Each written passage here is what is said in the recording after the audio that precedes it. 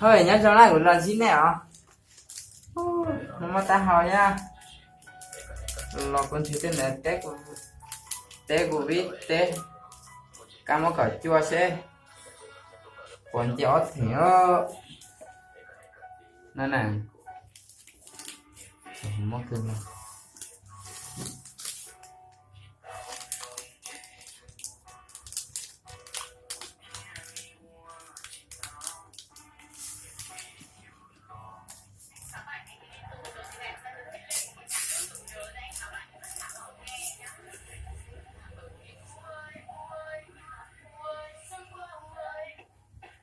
Té của vít rồi.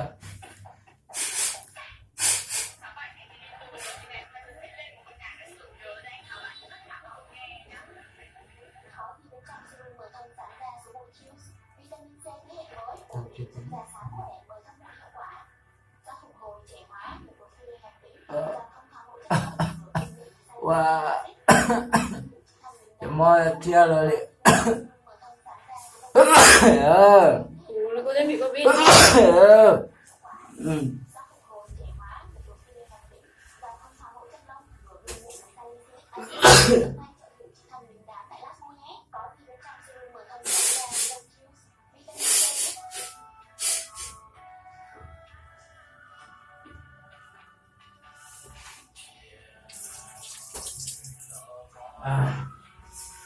Sát chân.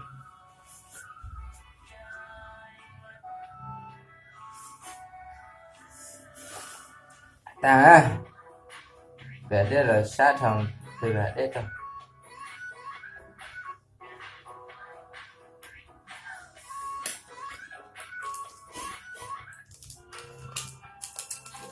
Bây giờ thằng ta mỏi rồi chàng.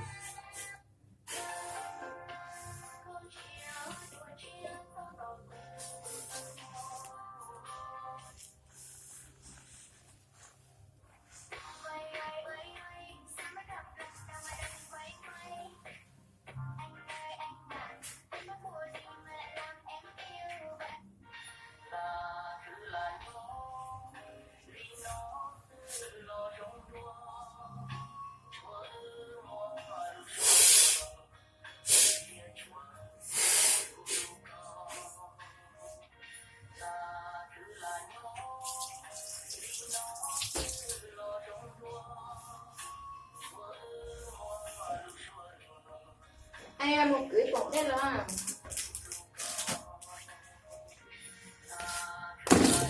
nó à Đẹp quá. Chị tên rồi. Cái vừa đi tạt rồi.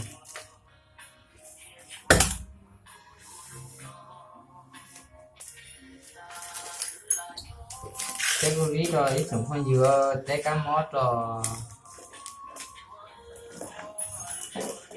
thử chị uống luôn chả có sữa luôn. Cá mót rồi cháu.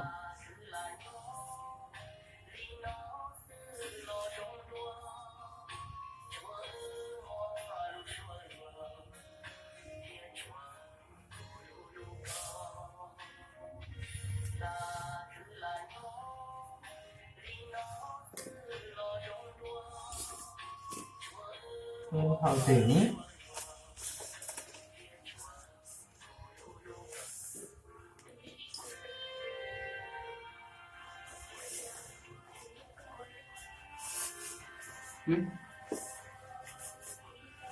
Chỉ có là hai là ôi cha là họ từ nè.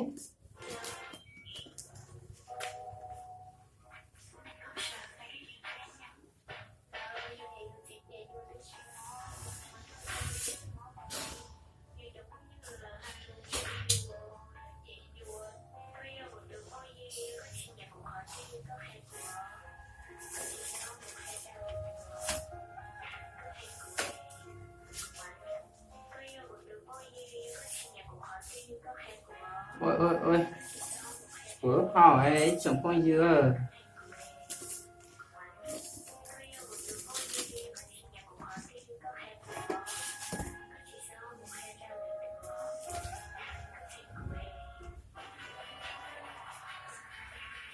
cái máy cho bà chọt tiếng nghe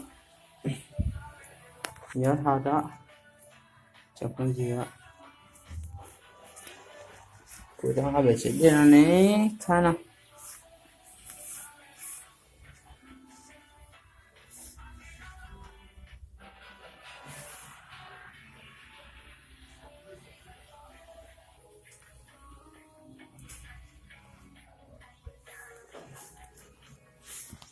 ui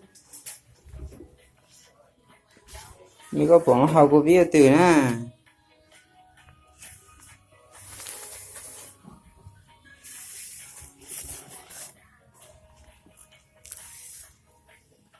bỏ luôn cho quý vị nhớ cho anh chồng hay chưa giá của chị là hòn đó nếu bỏ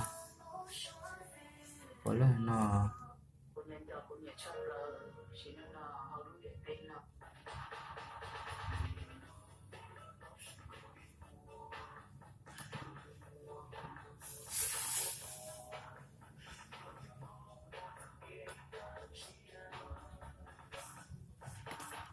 chứ mà gió thì mà chơi thôi come on nữa chứ mà gió thì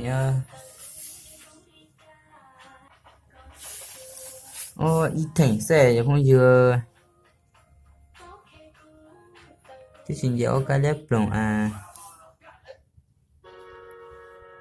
chơi một ta hơn có thuốc họ chiều của ví bao giờ như vậy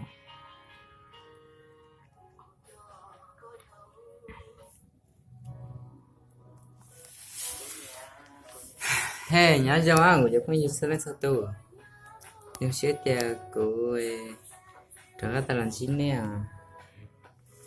nè ta chào của theo cùng lên chào nè thế nào sự tự không như của chào nè sự tự tan cho nhớ từ bỏ của nó chơi hoặc là chào của theo sang lại đó của cùng là chào nè trở khá nè nhớ cho mình bài với xin nào sao